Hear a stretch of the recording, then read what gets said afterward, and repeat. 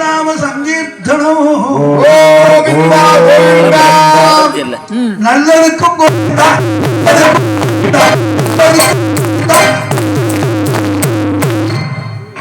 நீ கைசாங்க எல்லாம் 10 மணிக்கு உட்கார்ந்தவா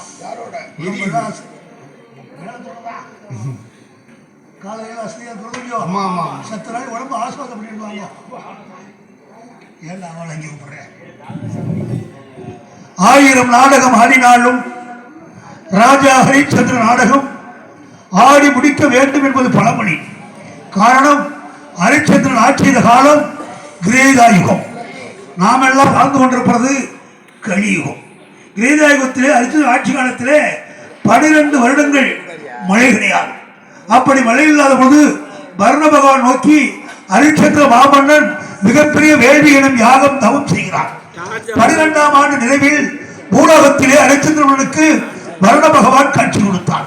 வர்ணனை கண்ட ஹரிச்சந்திரன் மட்டில்லா மகிழ்ச்சி கொண்டு தன் இருகரங்களை எடுத்து அவருடைய பொற்பாதங்களை தொட்டு வணங்கினார். அங்கே காட்சி கொடுக்கப்பட்ட வர்ண பகவான் சொன்னான், ஹரிச்சந்திரா, உனக்கு நான் வரம் கொடுக்க வந்திருக்கிறேன். நான் உனக்கு வரம் தர வேண்டுமானால் நீ எனக்கு கொடுக்கணும். வரம் கேட்க வந்தேன், வரம் கொடுக்க வந்தேன். நீ சொல்ற வரம் கொடுக்க வந்தோம் சண்டையை கூப்பிடுறான். ஒரு மனுஷன் 12 வருஷம் தவம் பண்ணி தெய்வத்தை வரம் கேட்கிறான். வரம் கொடுக்க வந்து தெய்வம் சண்டையை கூப்பிடுறது மனிதனே. மனிதனுக்கும் தெய்வத்திற்கும் சண்டை நடந்த ஒரே இடம் அயோத்தி மாநகரம். மனிதன் யார்? மன்னன் ஹரிச்சந்திரன். தெய்வம் யார்? வர்ண பகவான். இவ்வாறு 2 பேருக்கு சண்டை நடக்கிறது அயோத்தியில. இறுதியிலே முடிவிலே வெற்றியை கண்டது யார்? மனிதன், மன்னன் ஹரிச்சந்திரன். தன் தோல்வியை வெற்றி கொண்ட வர்ண பகவான், ஹரிச்சந்திரா உனக்கு இதுதான் வர வேண்டும் கேட்டேன். இந்த ஹரிச்சந்திரன் என்ன வர கேட்டேன்? நான் 56 தேசம் ஆளுறேன், எனக்கு இந்த 56 தேசம் வேணும் அப்படின்னு ஹரிச்சந்திரன் கேட்டிருந்தா வர்ணம் கொடுத்துருப்பேன். இவன் கேட்கல, அவன் கொடுக்கல.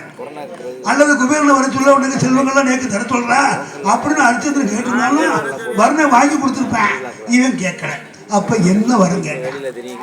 ஹரிச்சந்திரன் ஒரே ஒரு கேட்டான். ஹரிச்சந்திரன் வர்ணத்திலே ஒரு வரம் கேட்டான். என்ன வரம் என்றான்?